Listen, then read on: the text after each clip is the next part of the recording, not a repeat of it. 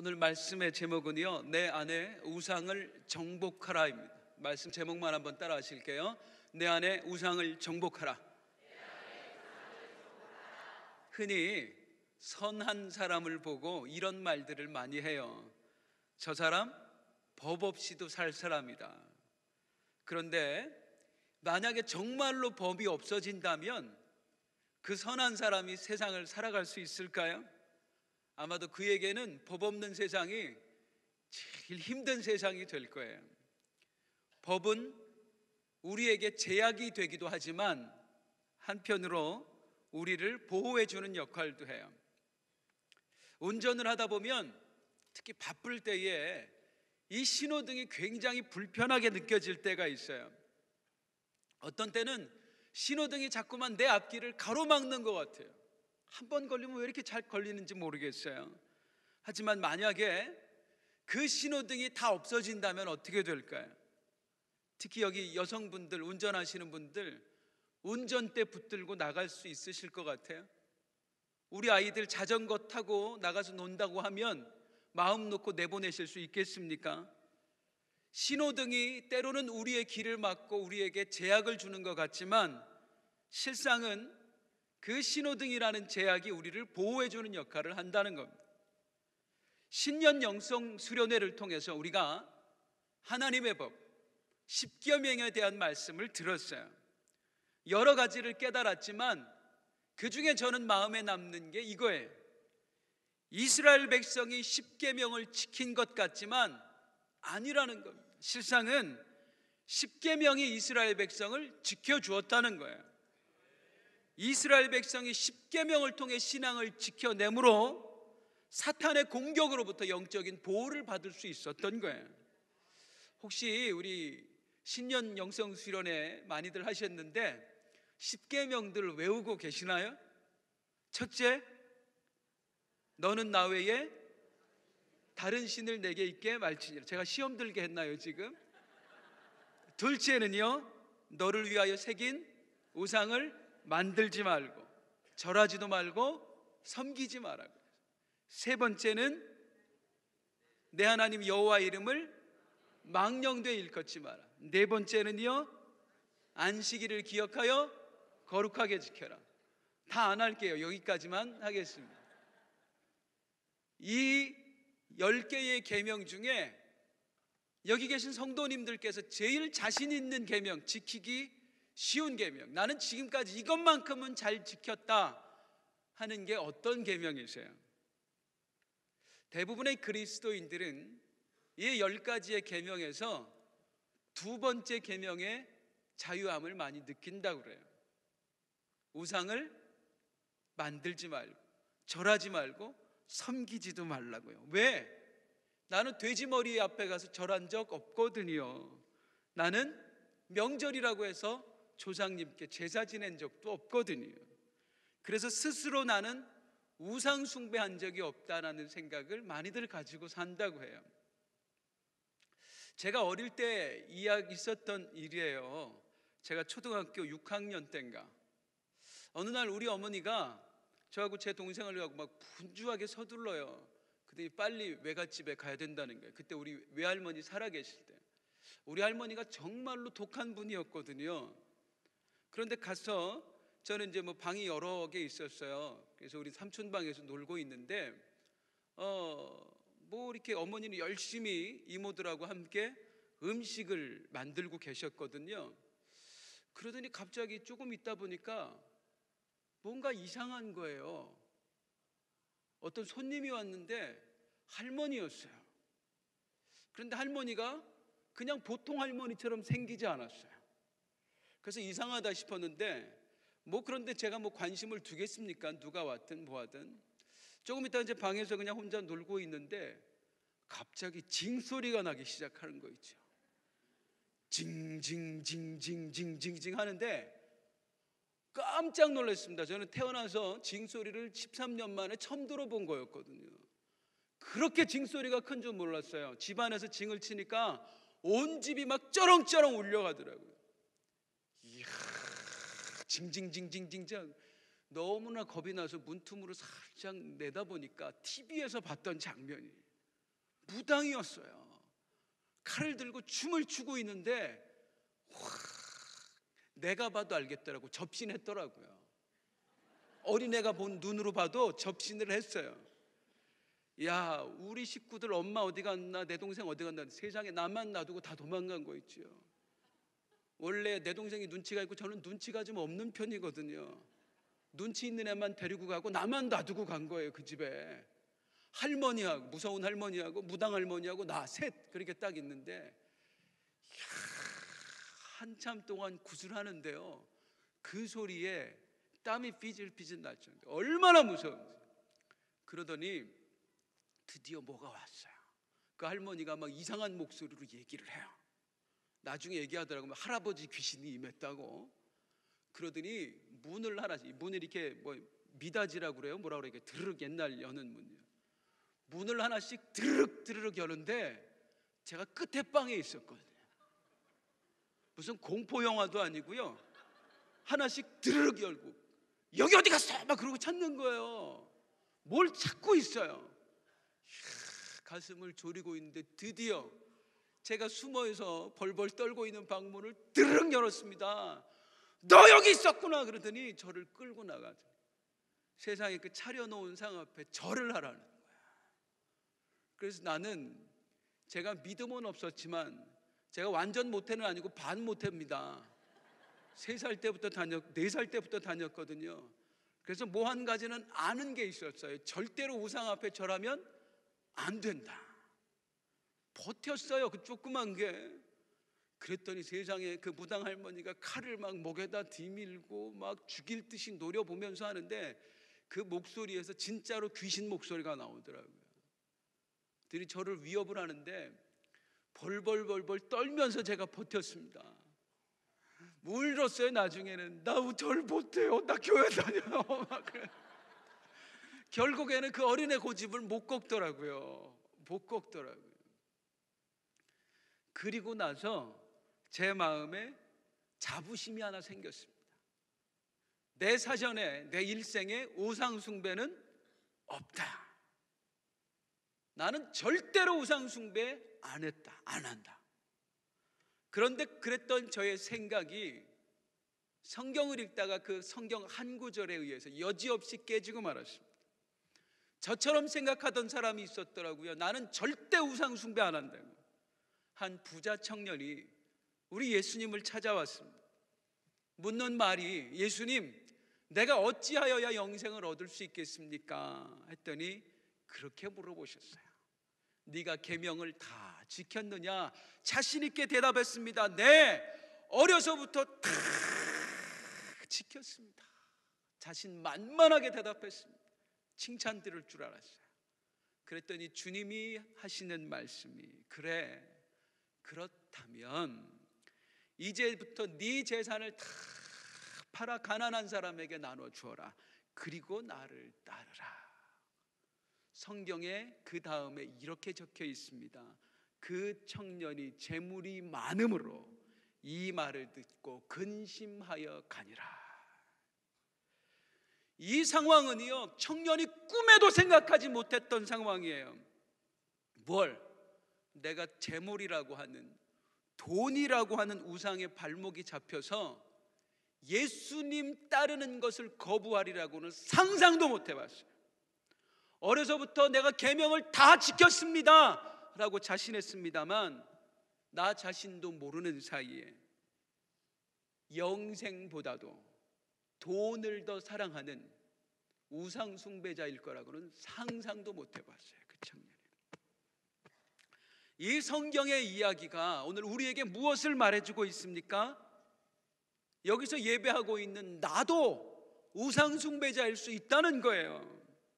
아니, 사실은 우리 모두가 순도 100%의 우상 숭배자입니다. 현대인이 섬기는 우상 숭배, 각자가 가지고 있는 우상의 실체에 대해서 잘 설명한 내용이 있어서 소개해 드리려고 그래요. 카일 아이들먼이라고 하는 목사님이 그의 책 거짓 신들의 전쟁이라고 하는 책을 읽어보니까 거기서 우상 숭배에 대해서 이렇게 설명하더라고요. 혹시 당신의 우상이 궁금하십니까? 당신의 우상은요, 당신이 인터넷 검색창에서 가장 많이 검색하고 입력하는 것, 그게 바로 당신의 우상입니다.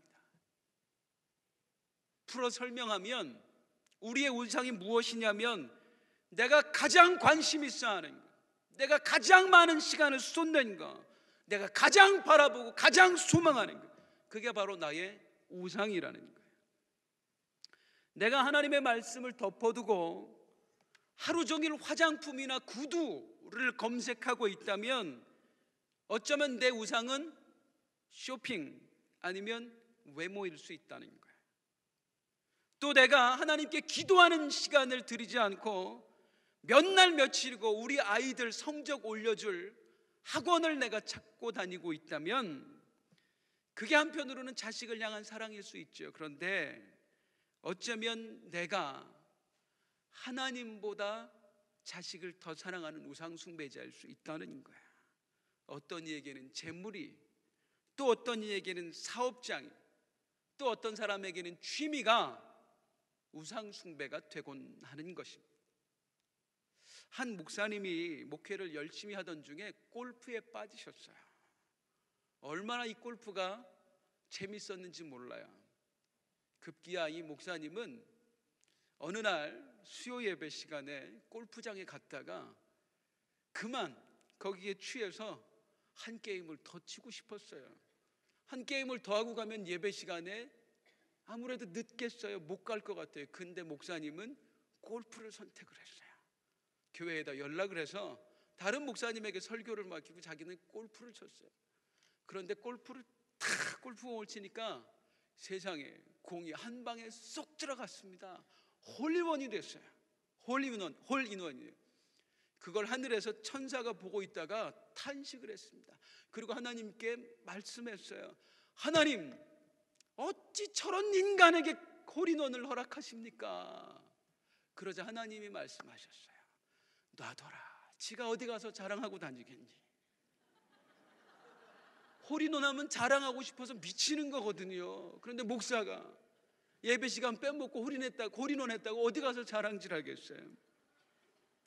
안타깝지만 목사가 됐든 장로가 됐든 권사가 됐든 안수집사가 됐든 우리 모두에게는 저마다 버리지 못하는 우상이 존재해요. 이제는 어느 정도 우리가 신앙이 성숙했으니까 그놈의 우상들과 이별해야 마땅하거든요. 그런데 헤어진 것 같으면 어느새 또 찾아오는 거예요. 버린 것 같으면 어디선가 불쑥 튀어나오는 거예요. 그럴 때마다 우리는 여전히 우상을 섬기고 바라는 나 자신에게 실망하고 또 한없이 하나님께 죄송한 순간들이 얼마나 많더냔 말입니다. 성경에 꼭 우리네 같은 것들이 나와요. 이스라엘 백성들이에요. 그들이 한 행동에 대해서 성경은 이렇게 설명합니다. 4장 1절 말씀 함께 읽어볼게요. 시작. 에웃이 죽으니 이스라엘 자손이 또 여호와의 목전에 악을 행하며. 한번 따라 하실게요. 이스라엘 자손이 또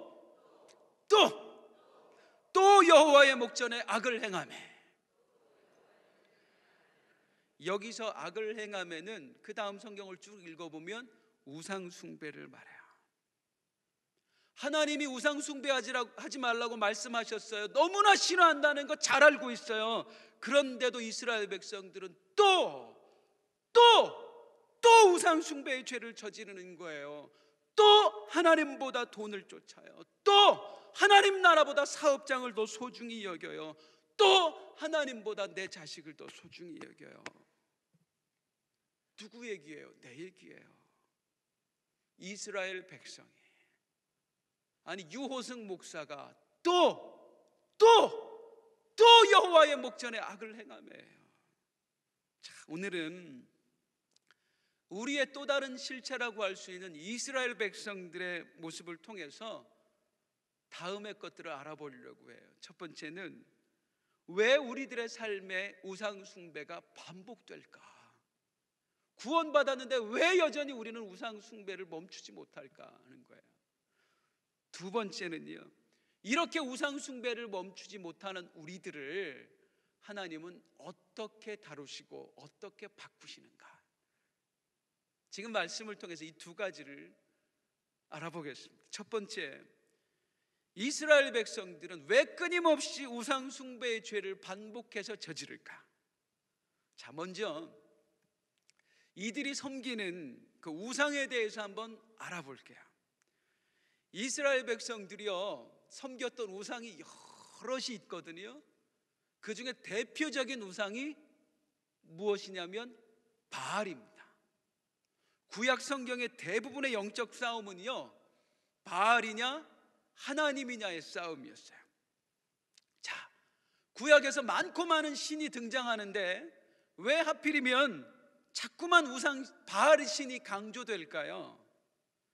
이스라엘 백성들이 살고 있던 그 가나안에서 전해져 내려오는 신화에 의하면 바알 신은 모든 신들의 세계를 평정한 신 중의 신이었어요. 그래서 자꾸만 바알 신 얘기가 반복해서 나오는 거예요. 사사기 2장 11절에 보면 이스라엘 자손이 여호와의 목전에 악을 행하여 무엇을 섬기며 바알들을 섬기며, 바알이 대표자거든요, 우상의. 그래서 모든 우상의 대표자로 바알. 그래서 구약 성경은 바알과 하나님의 싸움으로 나오는 장면이 많이 있어요. 자, 이 바알 신에 대해서 제가 조금 연구를 했거든요. 이 바알 신에 대해서 여러분들에게 설명을 좀 해드리고 싶어요. 이스라엘의 또 가나안 땅에 전해져 내려오는 바알 신화가 있어요. 바알은요, 각 신마다 자기가 맡고 있는 영역이 있는데 바알 신이 맡고 있는 건 폭풍과 비였어요. 바알 신은 폭풍의 신이었어요. 이 폭풍의 신 바알과 그 다음에 강과 바다의 신이라고 자처하는 얌이라고 하는 신이 붙었습니다. 누가 이 온 땅의 주인인가? 그 주인 자리를 놓고 둘이 붙었어요. 폭풍의 신 바알과 바다의 신 얌이야. 자, 이 폭풍의 신 바알은 평소에 대인관계가 좋았던 모양이에요. 대장장이 신에게 부탁을 해서 무기를 하나 만들어 달라고요. 그 대장장이 신이 만들어준 무기가 마술이었어요. 이 마술이라는 무기를 가지고 바알 신은 그 얌신을 무찌릅니다. 그리고 이 땅의 주인이 돼요. 이 땅의 주인이 된 바알은 자기가 이 땅의 주인이 됐다는 걸 모든 신들에게 알리고 싶었어요. 그래서 궁궐을 하나 짓고 싶었는데 폭풍의 신인데 돈이 좀 부족했어요. 그래서 이 바알 신이 신들의 신, 최고의 신이 또 하나 있습니다. 엘이라고 하는 신이에요. 이 엘 신에게 부탁을 해서 궁궐을 하나 지어달라. 사실은 바알의 아버지입니다. 근데 아버지하고 사이가 너무 안 좋아요. 그래서 자기 아내한테 부탁을 해요. 그 아내가, 바알의 아내가 전쟁의 신 아스다롯입니다. 아스다롯한테 부탁을 하는 거예요. 우리 아버지 좀 설득을 해줘라. 그러니까 이 아스다롯이 그 엘신의 아내인 아세라를 찾아가요. 그리고 어머니하고 알랑방구를 끼는 거예요. 아버님 좀 설득을 해주세요. 그러니까 이 엘신이 쏙 넘어가는 거예요. 그래서 궁궐을 지어주게 됩니다. 마침내 그 엘신이 지어준 궁궐에서 바알신이 대관식을 열게 됐어요. 온 신들을 초청을 해서 잔치를 배설합니다. 이때에 이게 너무 못마땅한 꼴보기 싫은 신이 하나 있었어요. 이 바알의 모습이. 그게 뭐냐면 모트라는 신이에요. 가뭄과 죽음의 신이었어요. 재미가 좀 있으신가요? 네.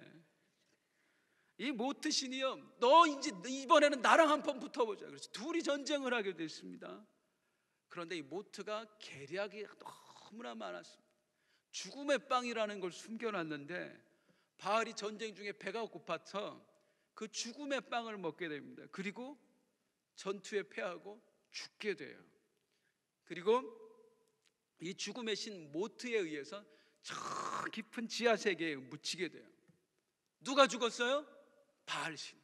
폭풍의 신 바알신이 죽었어요. 그러자 더 이상 이 땅에 비가 내리지 않는 거예요. 온 땅에 가뭄이 찾아옵니다. 땅이 쩍쩍 갈라지기 시작했어요. 그러자 이 남편의 죽음에 너무나 슬퍼하고 있던 아스다롯, 전쟁의 신 아스다롯이 드디어 나서는 거예요. 태양신 샤파시의 도움을 받아요. 지하 세계에 내려가는데 태양신이여 빛을 비춰주소서. 빛을 비춰줍니다. 그 빛을 이용을 해서 전쟁의 신 아스다롯이 지하 세계로 내려가서 남편의 시신을 찾아요. 그리고 죽음의 신 모트와 결투를 벌입니다. 누가 이겼게요? 전쟁의 신이 이겼어요. 전쟁의 신 아스다롯이 이겼고 그 모트의 시신을 씨앗처럼 들판에 뿌려요. 그러자 죽었던 바알이 부활합니다. 할렐루야. 그리고 다시 왕위에 오르게 됩니다. 그러자 폭풍의 신 바알이 너무 기분이 좋아. 온 땅에 비를 내려주는 거예요. 그랬더니 죽음의 땅이 생명의 땅으로, 가뭄을 벗어나 생명이 살아 꿈틀대는 땅으로 변했더라.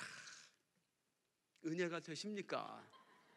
영화로 만들면 대박 날 것 같지 않아요? 말도 안 되죠. 말도 안 돼요. 듣는 내내 저 목사님은 저 얘기를 왜 할까 하시는 분들 계셨을 거예요. 왜 해요? 이 말도 안 되는 얘기를 이스라엘 백성들이 믿었어요. 솔직히 이스라엘 백성들 어리석지 않습니다. 지금도 유태인들 세계에서 제일 지혜롭고 똑똑한 사람이에요. 인구 전 세계에서 0.2%밖에 안 돼요. 그런 사람들이 전 세계의 금융, 경제, 과학 분야를 지배하고 있어요. 책 중에 어떤 책이 있느냐면 죽기 전에 한 번은 유태인을 만나라, 그런 책도 있어요. 우리 엄마들 중에 아마 유태인의 교수법, 학습법 배우느라고 혈안이 되었던 분들 많이 계시고요. 그 정도로 유태인도 똑똑해요. 그런데 그 똑똑한 사람들이 이 말도 안 되는 이야기를 믿었다니까요. 도대체 왜 그 말도 안 되는 이야기에 속아서 우상 숭배를 반복하고 있는, 왜 이렇게 멍청해지는가? 자, 이제부터 말씀드릴 것은 이스라엘 백성들이, 그 똑똑하다고 하는 이스라엘 백성들이 우상을 섬겼던 이유예요. 폭풍의 신 바알 이야기를 믿고 섬겼던 이유, 내 얘기와 한번 비교해서 들어보세요. 첫 번째, 이스라엘 백성들이 듣기에 조금 전에 제가 드렸던 그 바알의 이야기는 결코 허무맹랑한 이야기가 아니었습니다. 허무맹랑한 이야기가 아니었어요. 무슨 말인고 하니, 허무맹랑하기로 치면 이것도 똑같아요. 똑같습니다. 말씀 한마디로 천지를 만들었대요. 손가락 하나 각각 안 하고요. 사람을 만들 때 진흙을 짓이겨서 만들었대요. 여자를 만들 때 남자 갈빗뼈를 뽑아서 만들었대요. 큰 홍수가 나서 이 세상이 다 쑥대밭이 됐대요. 배 하나에 8명 타고 살아남았대요. 온 짐승이 다. 엄청 높은 탑을 만들었다가 언어가 흩어져서 이 세상 사람들이 다 각자의 언어를 가지고 살아간대요. 죄송하지만 이스라엘 백성들이 보기에는 하나님 이야기나 제가 조금 드렸던 바알의 이야기나 허무맹랑하기는 마찬가지라는 겁니다. 도찐 개찐이에요. 하나님 이야기를 믿을 수 있으면 바알 이야기도 얼마든지 믿을 수 있는 거예요. 물론 영적으로 깨어있는 사람, 성령의 사람이 본다면 하나님 말씀은 진리입니다. 그리고 바알 이야기는 허구입니다. 하지만 영적으로 깨어있지 않은 사람의 눈에는 하나님이나 바알이나 거기서 거기인 거예요.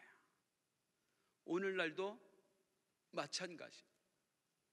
영적으로 깨어있는 사람, 그 영적인 시각으로 세상을 보면은요, 세상이 말하는 이야기는 전부 다 허구입니다. 돈이 있어야 행복해요. 실력이 있어야 행복해요. 정직하게만 사업해서는 절대 살아남을 수 없습니다. 이거 진리 아닙니다. 그런데 깨어있지 않으면 이 세상이 말했던 조금 전에 그 이야기들이 너무나 그럴싸하게 보인다는 거예요. 진리처럼 들려진다는 거예요. 아니, 살아보니까 그 얘기가 오히려 더 맞는 것 같아요. 성경 말씀보다. 내 삶이 불행한 이유는 돈이 없어서인 것 같아요. 내 자식을 나처럼 안 살게 하려면, 성공시키려면 무리를 해서라도 좋은 과외 선생을 붙여줘야만 될 것 같은 거예요. 이 어마어마한 생존 경쟁에서 내가 살아남으려면 조금은 비양심적으로 할 수밖에 없을 것 같은 거예요. 이렇게 세상의 이야기들이, 세상이 말하는 논리가 때로는 내 마음 속에서, 내 머릿속에서 지극히 당연한 것처럼 느껴진다고요. 실제로 보면 그 세상 논리에 충실하게 따라서 사는 사람들이 더 잘 사는 것처럼 보여지잖아요. 하지만 여러분, 우리가 누구입니까? 우리는 하나님의 말씀을 진리로 믿는 사람들입니다. 우리는 돈이 있어야 행복해라는 말보다 돈은 일만하게 뿌리라는 하나님 말씀을 믿는 사람들이에요. 우리는 실력이 있어야 성공한다는 세상의 말보다 부귀와 재물은 오직 하나님 손에 달려있다고 믿는 사람들이에요. 우리는요, 수단과 방법을 가리지 말고서라도 취하는 자 되기보다는 정직한 자의 장막은 흥하리라는 하나님의 말씀을 믿고 사는 사람들이에요. 그런데 육신이 보는 세상은 다르다니까요. 여전히 우리가 사는 세상에서는요, 이 하나님의 말씀은 거짓처럼 느껴져요. 세상이 하는 말이 더 그럴싸하게 느껴져요. 돈은 일만하게 뿔이 아니에요. 행복의 척도야. 하나님 손만 바라보면 뒤처져 내가 한 발이라도 더 뛰어야 손에 쥐는 게 있지. 정직하게 사업하다가 망하기 십상이다. 수단을 부려서라도 일단 쌓아놓고 보는 게 지혜인 거야. 이 세상의 논리들이 우리 삶에 파고들어요. 사랑하는 여러분, 이 세상의 논리가 판을 칠수록 우리 그리스도인들은 더 말씀으로 무장되어야 할 줄로 믿습니다. 따라서 하십니다. 말씀으로 말하자. 말씀으로 말하자. 말씀으로 말하자. 왜요? 세상이 계속 세상의 말을 들려주거든요. 내 자녀의 귀에, 내 귀에. 말씀으로 말해야 사는 줄로 믿습니다. 그래서 믿었다고요. 허무맹랑하지 않았어요. 이스라엘 백성들이 그 말도 안 되는 이야기를 믿고 폭풍의 신 바알을 섬겼던 이유 두 번째는 뭐냐면 현실적인 필요 때문이었어요. 현실적인 필요예요. 자, 이스라엘 백성들이 광야 생활을 마쳤어요. 그리고 가나안 땅에 들어갔습니다. 가나안 땅에 들어서는 순간 저들의 삶은 이제까지와 완전히 달라졌어요. 지금까지 광야에서는 어떻게 살았지요? 하나님이 하늘에서 내려주는 만나를 먹고 살았어요. 그런데 이제 가나안에 들어와서는 어떻게 살아야 돼요? 새로 정착한 이 땅에서 내 손으로 직접 농사를 지으며 살아가야 돼요. 그러려면, 먹고 살려면 뭐가 있어야 돼요? 수확이 풍성해야 되는 거예요. 밀, 포도, 무화과, 올리브. 충분히 수확을 거두지 못하면 우리 가족들 얼마나 많이 나요? 입에 풀칠도 못하고 사는 거예요. 이런 상황에서 이 농사꾼들에게 가장 필요한 게 뭐였을까요? 십계명, 성막의 제사, 그런 거 신경 쓸 여력 없습니다. 이들에게 가장 필요했던 건 뭐냐면 물이에요. 더 정확히 말하면 농사 잘 되도록 하늘에서 내려지는 비, 적당하게 내려지는 이른 비와 늦은 비가 제일 필요했어요. 그런데 가나안 땅에 들어오니까 우리보다 앞서 가나안 땅에 살고 있던 톡찬민들이 알려주는 거예요. 이른 비와 늦은 비를 가장 적당한 때에 내려주는 분이 계시다는 거예요. 폭풍의 신, 비의 신 바알이요. 그 사람들이 말하기를 자기들은 지금까지 수백 년 동안 그 폭풍의 신 바알을 섬겨왔고 그 바알 신은 자기의 기도를 맞춰 자기의 정성을 받아서 때에 맞춰 비를 내려줬다는 거예요. 이 이야기를 이스라엘 백성들이 처음부터 믿었던 것은 아닙니다. 무시했습니다. 그런데 웬걸 시간이 지나다 보니까요, 너무나 이상한 거예요. 하나님만 바라보고 사는 자신들보다 바알을 섬기는 저들이, 오늘 말씀에 나오는 헷 족속이, 기르가스 족속이, 아모리 족속이 우리보다 훨씬 더 농사가 잘 되는 거예요. 외양간에 소가 넘쳐나는 거예요. 하나님을 믿는 우리들은 너무나 힘든데 이상하게 저들의 밭에는 적당량의 비가 때 맞춰서 내려주는 거예요. 사랑하는 여러분, 하나님만 바라보고 살던 우리가, 말씀만이 진리인 줄 알고 사는 우리가 언제 마음이 휘청거려요? 주변에서 들려오는 소리 때문에. 우리 성도님 중에 한 분 이런 고백하더라고요. 믿음으로 살려고 발버둥 쳐요. 오직 하나님만 바라보고. 그런데 어느 날 회사에 갔더니 동료가 그런 얘기 하더래요. 야, 나 이번에 상가 하나 또 샀어. 동창회에 있다고 그래서 그 즈음에 동창회를 갔더니 그 동창이 이 얘기 하더래요. 야, 이번에 나 아파트 또 하나 분양받았다. 그래서 뭐 처음엔 별거 아니라고 생각했는데 그날 저녁에 집에 왔는데 나 상가 또 하나 샀다, 나 아파트 또 하나 샀다, 이게 머릿속에서 계속 맴도는 거예요. 고민이 시작됐습니다. 자다가 갑자기 이불킥 하면서 일어나는 거예요. 나 이렇게 그냥 살아도 되는 걸까?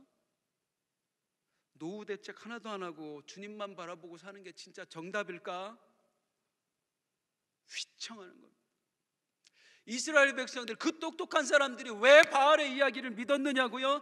현실적으로 바알의 도움이 너무나 필요했어요. 바알을 잘 섬겨야 비를 내려준다니까. 그래야 나와 내 가족들이 먹고 살 수 있으니까. 우리가 왜 하나님의 소리보다 세상의 소리에 자꾸 귀를 기울이냐고요? 일단 세상의 소리를 듣고 살면 뭐라도 될 것 같으니까 그래요.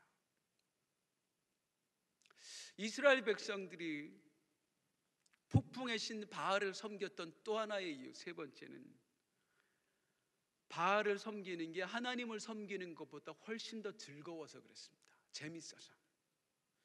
설명이 좀 필요할 것 같은데 이 얘기에 약간 19금이 좀 들어가 이해해 주고 들으세요.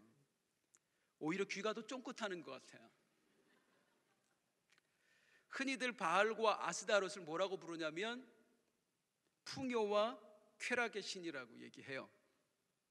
그런데 아까 제가 바알 신화를 말씀드렸습니다마는 풍요와 쾌락의 신 아니에요. 바알은 폭풍의 신이었고요. 잊어버리셨겠지만 상관없습니다. 뭐 기억할 필요 없어요. 아스다롯은 전쟁의 신이에요. 그런데 폭풍의 신, 전쟁의 신, 이들을 왜 쾌락의 신이라고 할까? 왜 풍요의 신이라고 할까? 이유가 있어요. 그 신을 섬기는 방식 때문에 그래요. 가나안 사람들은 이렇게 믿었습니다. 이 땅에 비를 내리게 하기 위해서는 비를 누가 준다? 바알이 준다. 오늘 요거만 남으면 큰일 나는데요. 비는 바알이 준다. 그런데 바알 신으로 하여금 비를 내리게 하기 위해서는 바알 신을 자극시켜야 된다. 흥분시켜야 된다. 그렇게 믿었어요. 그래서 이 사람들은 제사를 어떤 방식으로 지냈냐면 바알 신전에 가서 제사를 지내는데 제사를 지낼 때 꼭 들어가는 행위가 하나 있었습니다. 그게 뭐냐면 바알 신전에 있는 여사제와 성행위를 하는 거였어요.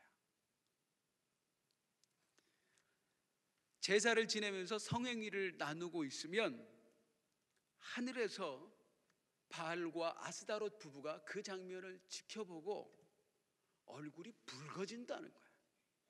흥분을 한다는 거예요. 그래서 마음이 동해서 그것들도 나랑 똑같은 행위를 한다는 거예요. 그래서 바알이 마침내 흥분해서 남자의 정기를 확 쏟아내면 그게 이 땅에 비로 뿌려지는 거다, 그렇게 믿었어요. 이게 말도 안 되는 얘기죠. 굉장히 웃기는 얘기죠. 그런데 이스라엘 백성들이 이 웃기는 행동을 했어요. 왜 했을까요? 왜 했을까요? 우리가 여사제와 성행위를 내가 하면 바알신이 비를 뿌려준다, 그래야 농사가 잘 된다, 이게 남자들한테 엄청나게 매력적으로 들렸던 겁니다. 왜? 이거야말로 합법적으로 바람을 필 수 있는 기회거든요. 다른 여자와 잠을 자는데 그 이유가 뭐예요? 희생하는 거야. 우리 집에 농사가 잘 되게 하기 위해서, 우리 가족들 먹여 살리기 위해서 내가 희생을 하는 거예요.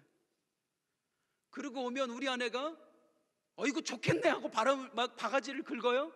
아니에요. 오히려 수고했다고 보신탕을 끓여와요. 이 얼마나 달콤하냔 말입니다. 얼마나 재밌었겠느냔 말입니다. 반면에 하나님 섬기는 거예요. 미치고 폴짝 뛸 정도로 힘든 겁니다. 하나님의 계명, 매일 들려지는 계명을 보니 간음을 저질렀어. 그 피가 자기 머리로 돌아가도록 반드시 죽일지니라. 어유, 가슴 떨리죠.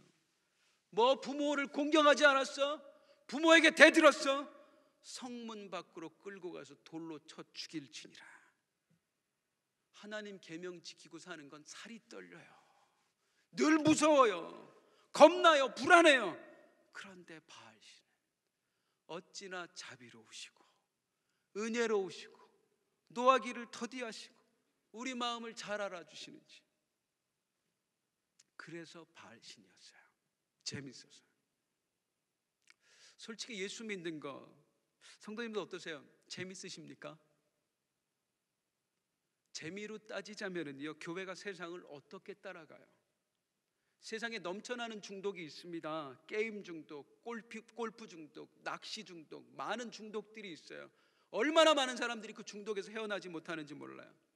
혹시 이런 말 들어봤습니까? 기도에 중독됐다. 영적인 것에는 중독이라는 걸 들어볼 수가 없어요. 힘들거든요. 이스라엘 백성들 하나님을 섬겨야 되는 줄은 알아요. 하나님 섬기는 건 너무 힘들었어요. 바알을 섬기는 건 너무 재밌었어요. 쾌락을 제공해 주는 거예요. 세상이 훨씬 더 재밌습니다. 우리도 압니다. 인정합니다. 그런데 사랑하는 성도님들, 분명히 말씀드립니다. 무엇이 사는 길이고 무엇이 죽는 길입니까? 하나님 뜻대로 사는 것, 당장은 힘들어 보여도 그게 사는 길인 줄로 믿습니다. 바알과 발맞춰 쾌락을 쫓아가는 세상의 삶, 지금 당장 즐거워 보여도 끝내 죽는 길인 줄로 믿습니다. 그런데도 흔들리는 거예요. 당장의 즐거움에 흔들리는 거예요. 이스라엘 백성들이 폭풍의 신 바알을 섬겼던 이유, 마지막 이유를 말씀드릴게요. 이게 제일 중요해요. 그것은 바로 하나님에 대한 오해 때문이었습니다.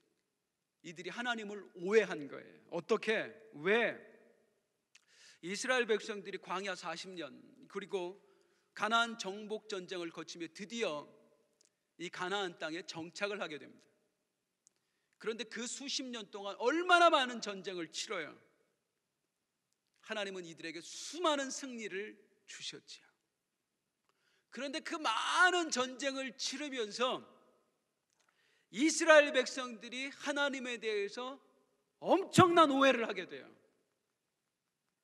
무슨 오해를 해요? 우리 하나님은 전쟁의 신이다. 우리 하나님은 전쟁의 신이다. 수많은 적들과의 전쟁을 승리로 이끌어주는 그 하나님의 은혜를 경험했는데, 아이러니하게요, 만왕의 왕이신 하나님을 전쟁의 신이라고 하는 틀에 가두어 버리는 거예요. 그리고 이때부터 이 이스라엘 백성들은 자기들의 필요에 따라서, 상황에 따라서 입맛에 맞는 신들을 그때그때 찾기 시작을 합니다. 편안하게 농사를 지으며 살 때는 누구를 불러요? 폭풍의 신 바알을 불러요. 적들이 침공하여 전쟁을 하게 될 때는 누구를 불러요? 전쟁의 신, 승리의 신 여호와 하나님을 불러요. 하나님은 이걸 걱정하셨어요. 그래서 일찍이 십계명을 주신 거예요. 그 첫머리에 말씀하셨어요. 너는 나 외에 다른 신을 내게 두지 말라. 두 번째로 말씀하셨어요. 우상을 만들지 말고 섬기지 말고 절하지 말라고요. 그런데 그 말씀 철저하게 외면하는 거예요.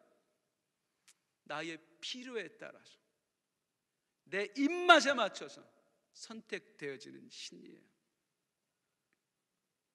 죄송하지만 어쩌면 우리가 이런 방식으로 하나님을 믿고 있는 것은 아닌가 하는 겁니다.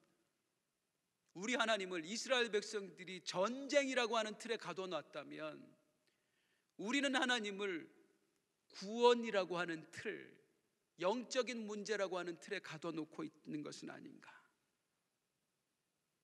구원의 문제, 영적인 문제에 있어서는 당연히 우리는 그렇게 생각해요. 구원은 오직 하나님만 주실 수 있어.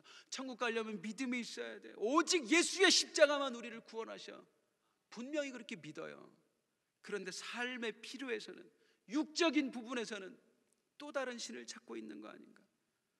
아이고, 뭐 기도만 한다고 되겠어. 이건 전문가를 만나봐야 돼. 아유, 뭐 사명 감당한다고 뭐 노후가 그냥 보장이 되냐? 돈 없으면 나중에 자식한테도 외면받아. 야, 너 그렇게 교회만 왔다 갔다 그렇게 그러고 살다가, 그러니까 너 맨날 그냥 얼굴이 피질한든 거야. 우울증 걸리는 거야. 나처럼 좀 즐기면서 살아가는 거야. 우리의 삶에 하나님은 구원이라고 하는 틀에 가둬놓고, 이 교회 안에 가둬놓고 우리가 바깥에 나가서 사는 삶에는 또 다른 신들을 찾는 거예요. 때로는 돈이라는 우상을 찾고, 때로는 쾌락이라고 하는 우상을 찾고요. 그러니 이놈의 우상들이 기회만 엿보고 있어요. 내가 언제 이 유호승의 삶에 기어들 것인가. 사랑하는 여러분, 우리 하나님 오해하지 마시기 바랍니다. 우리 하나님은 영적인 부분에서만 하나님 되시는 거 아니에요. 하나님은 우리를 영적인 구원만 주시는 게 아니에요. 하나님은 우리의 모든 삶의 구원을 주시는 분입니다. 전인적인 구원을 주시는 하나님이에요. 만왕의 왕이십니다. 하늘도 그의 것이고 땅도 그의 것이고 바다도 그의 것이에요. 하나님을 이 울타리에, 이 예배당이라고 하는 울타리에 가둬놔서는 안 된단 말이에요. 그런데 이스라엘 백성들이 하나님을 가둬놨어요. 성전에 가둬놓고 전쟁에 가둬놨어요. 자, 이렇게 우리 하나님을 전쟁의 신이라는 울타리에 가둬놓고 자신들의 필요에 따라서 또는 쾌락에 따라서 바알을 섬겨왔던 이스라엘 백성들, 저들을 우리 하나님께서 어떻게 다루시는가? 어떻게? 하나님은 저들을 처절한 고통 가운데 처하게 하십니다. 사사기 4장 2절 말씀입니다. 함께 읽습니다. 시작. 여호와께서 하솔에서 통치하는 가나안 왕 야빈의 손에 그들을 파셨으니 그의 군대 장관은 하로셋 학고임에 거주하는 시스라예요. 바알을 섬겼던 이스라엘 백성들을 하나님은 또 다른 바알을 섬기고 있는 야빈이라고 하는 사람의 손에 파셨어요. 야빈을 도구로 사용해서 이들을 치셨다는 말이에요. 그런데 그 야빈이 얼마나 대단하냐면, 우리 아들 이름이 예빈인데 난 이거 볼 때마다 좀 그래요. 4장 3절 한번 읽어볼게요. 시작. 야빈 왕은 철병거 900대가 있어 20년 동안 이스라엘 자손을 심히 학대했으므로 이스라엘 자손이 여호와께 부르짖었더라. 그 야빈의 군대는요, 이스라엘이 감당할 수 있는 군대가 아니었어요. 무려 철병거. 이 당시는 청동기 시대입니다. 역사적으로 그런 청동기 검도 별로 없을 때였어요. 그런데 그때에 쇠로 된, 철로 된 전차가 무려 900대가 있을 때야.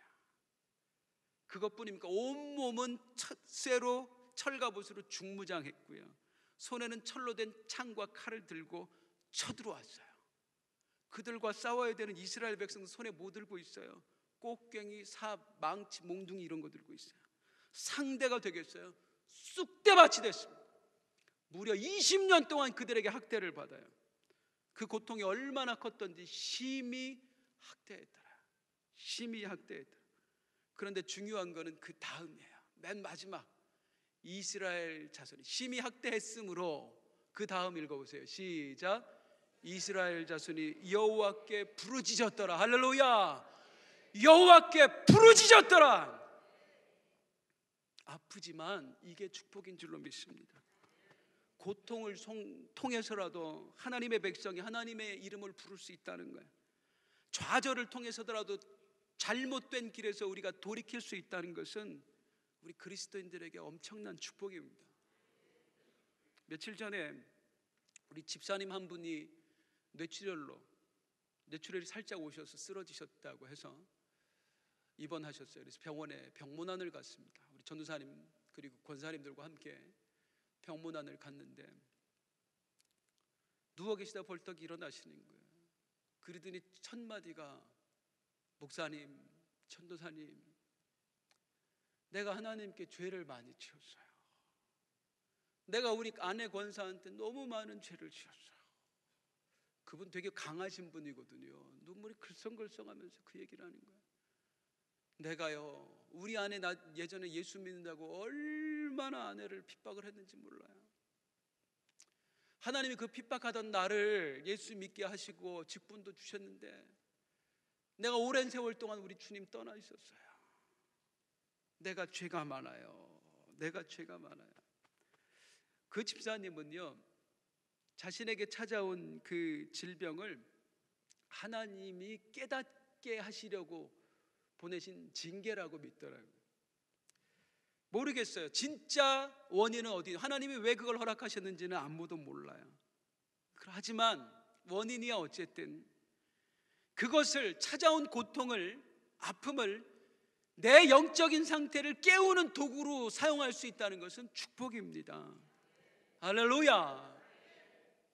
때로 우리의 삶에 하나님의 징계가 주어질 때가 있어요. 아파요, 고통스러워요, 힘들어요. 하나님이 도대체 왜 나에게 이렇게 하나 싶을 때도 있어요. 그런데 한번 생각해 봐요, 여러분.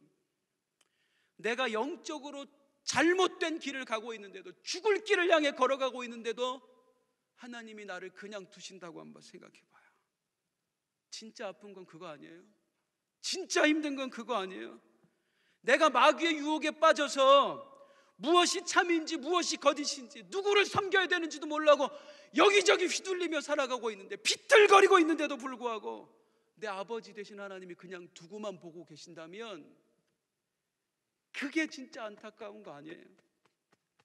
그런데 우리 아버지가 그냥 안 보신다는 거예요.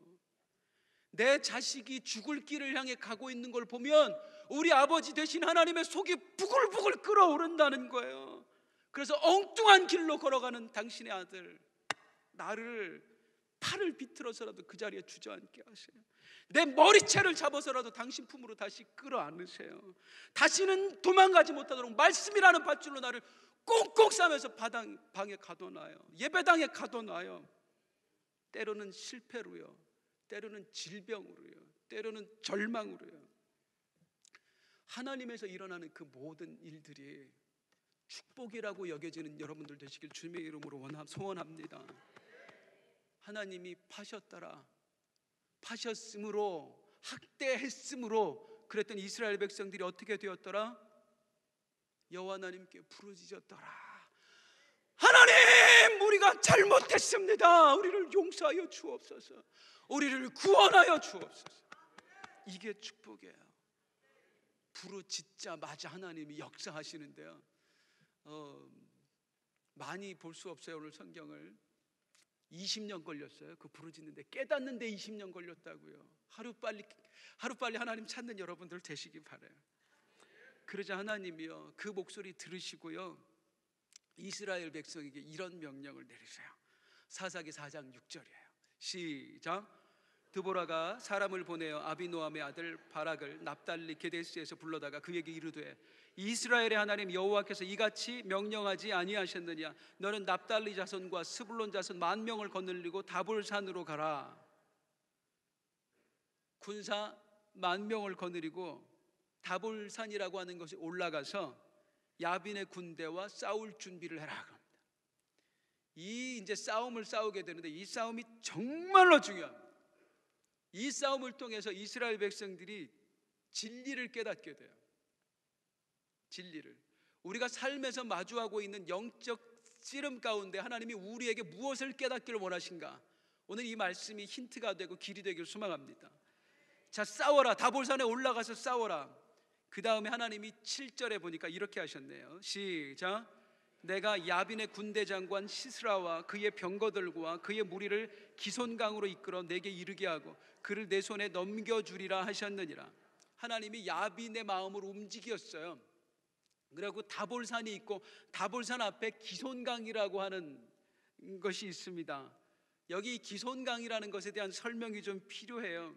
여기는 원어로는 와디라고 해요. 계절천이에요. 무슨 말이냐면 여기는 평소에는 땅이었다가 비 올 때만 강이 되는 곳이었어요. 이스라엘은 거의 건기입니다. 1년 내내. 그러다가 잠깐 우기일 때가 있어요. 건기일 때는 땅이 말라서 딱딱해요. 그리고 비가 많이 오는 우기 때만 거기가 물이 흘러 강이 되는 거예요.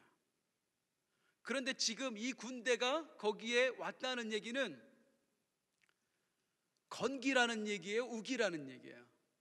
건기예요. 땅이 딱딱하게 있어요. 그때에 그들의 마음을 움직여서 그 기손강, 그 딱딱한 땅에 모이게 했어요. 저 산 위에는 이스라엘 군대 1만이 주둔하고 있고요, 이 밑에는 야빈의 군대가 주둔하는데 1만의 이스라엘 군사를 딱 보는 순간 이 야빈의 군대는 코웃음을 쳤습니다. 아이고, 저것들이 손에 보니까 뭐 들고 있어요? 꽃괭이, 삽, 호미, 몽둥이, 말 한 필도 없어요. 우리는 철병거 900대, 철로 된 갑옷, 철로 된 창, 철로 된 칼, 이 무기 가지고 수십 년간 이 가나안 일대를 주름 잡았었거든요. 코웃음을 치는 거예요. 이야, 저것들이 지금 뭐하러 왔냐. 자, 이렇게 엄청난 전력차를 가진 두 군대가 서로 대치하고 있는데 그때 놀라운 일이 일어납니다. 사사기 5장 4절로 가겠습니다. 시작. 여호와여 주께서 세일에서부터 나오시고 에돔들에서부터 진행하실 때에 땅이 진동하고 하늘이 물을 내리고 구름도 물을 내렸나이다. 주께서 나오시고 하나님이 거기에 그 전쟁의 현장에 친히 임재하셨다는 거예요. 그런데 그 순간에 우리 하나님이 임재하실 때 어떤 일이 벌어지냐? 땅이 진동하고 땅이 진동하는 거예요. 밑에 그 전차 900대가 있는 땅이 지금 흔들리고 있다는 겁니다. 지진이 일어나고 있다는 거예요.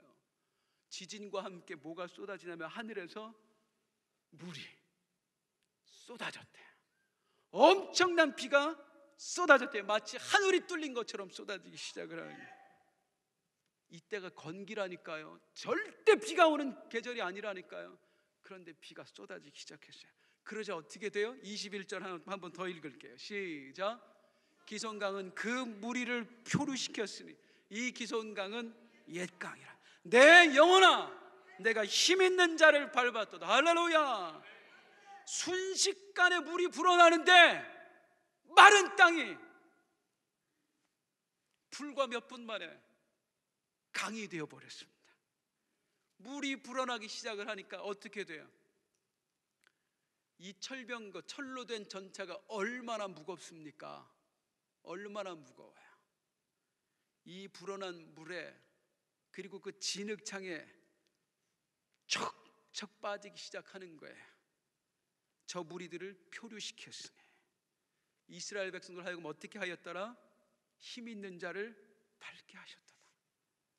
지금까지 20년 동안 철병거가 무서워서 꼼짝도 못했거든요. 그래서 그 앞에 기면서 살았거든요. 그런데 우리 하나님한테 부르짖었더니 세상에 하나님은 그 철병거를 무용지물로 만드는데 몇 분도 안 걸리는 거예요. 하늘에서 비가 쏟아지니까 그 딱딱한 땅이 강이 돼요. 진흙창이 돼요. 진창이 돼요. 철병거가 물에 푹푹 진창에 빠지는데 저들이 그 자랑했던 그 엄청난 무기가 쓸모없는 고철로 변해버렸습니다. 우왕좌왕하기 시작하는 거예요. 철을 갑옷을 입었으니 이 진흙창에서 움직일 수가 있어야지요. 발만 내디디면 푹푹 빠지는데요. 이스라엘 백성들은 어떻게 해요? 그때부터 오락실 두더지 잡기 시작됩니다. 꽃갱이, 호미, 몽둥이, 아무것도 아니었던 것들 아무것도 아니었던 거, 그걸 가지고 저들 머리통 잡는 거예요. 뒤더지 잡듯이. 이게 하나님의 방법입니다. 성경은 말씀해요. 하나님 앞에서 지혜로운 자는 지혜를 자랑하지 말고, 용사는 용맹을 자랑하지 말고, 부자는 부함을 자랑하지 말라. 이 모든 게 다 누구 것이에요? 하나님 거예요. 지혜도 하나님 것이고, 힘도 하나님 것이고, 부도 하나님의 것입니다. 우리가 자랑했던 걸 무용지물로 만드실 수 있는 하나님, 우리가 부끄러웠던 것을 순식간에 최고의 무기로 만드실 수 있는 하나님, 그 하나님이 내 하나님이신 줄로 믿습니다. 이제 마지막으로 간단하게 살펴볼게요. 이 전쟁을 통해서 하나님이 이스라엘 백성들에게 뭘 알게 하셨어요? 뭘 깨닫게 하셨어요? 오늘 우리에게 하나님이 무엇을 알게 하시는 거예요? 하나님은 저들에게 누가 참신인가를 알게 하셨어요. 하늘에서 비를 쏟아 부으면서 이스라엘 백성들에게 말씀하시는 거예요. 내 백성들아, 똑똑히 봐라. 이제껏 나를 전쟁의 신이라고 하는 울타리에 가둬놓고 늘 폭풍의 신 바알을 향해 비를 내려주세요, 비를 내려주세요 빌었던 너희들아, 똑똑히 봐라. 이 쏟아지는 비를 보면서, 하늘과 땅을 진동시키는 이 천둥과 번개를 보면서, 갑자기 쏟아지는 비에, 순식간에 불어나는 강에 머리를 처박은 저 야빈의 철병거를 보면서 이제 똑똑히 깨달아라. 그리고 고백해라. 누가 폭풍의 신이냐? 바알이 폭풍의 신이더냐, 진짜 비를 내는 내가 폭풍의 신이더냐?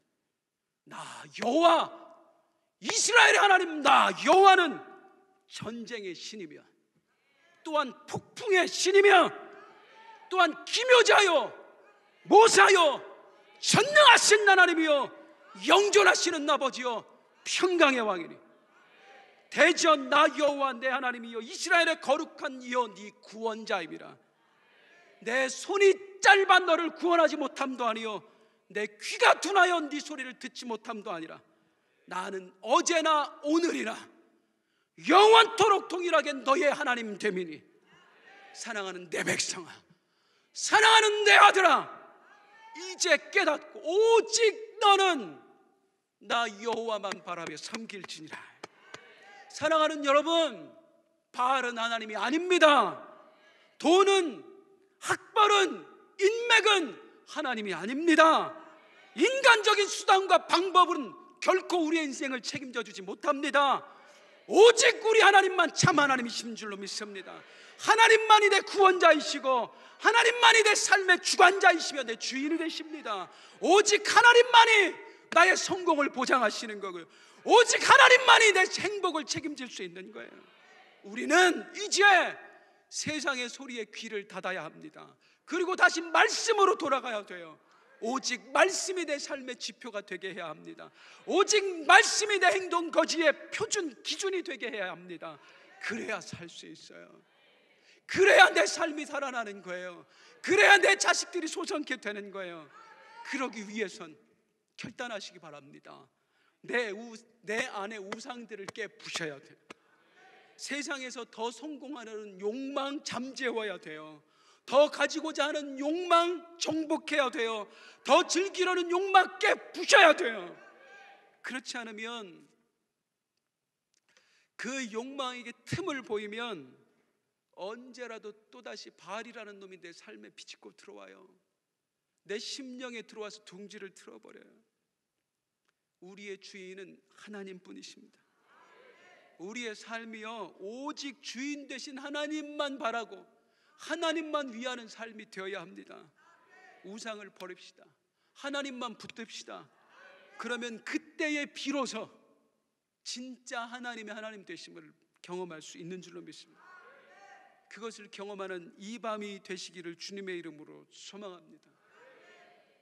혹시 하나님보다 더 사랑하시는 것이 있으신가요? 하나님의 것보다 더 관심 있는 것이 있으신가요? 주여, 이 밤에 기도 중에 알게 하옵소서. 아는데도 이기지 못하는 분이 있으면 구하세요. 구하라 주실 것이라는 하나님께 구하세요. 주여 내 안에 우상을 정복할 수 있는 믿음과 결단과 용기를 주옵소서. 우리 하나님이 어떤 분이신지 이 시간 함께 찬송하겠습니다. 그는 여호와 창조의 하나님, 함께 찬송합니다.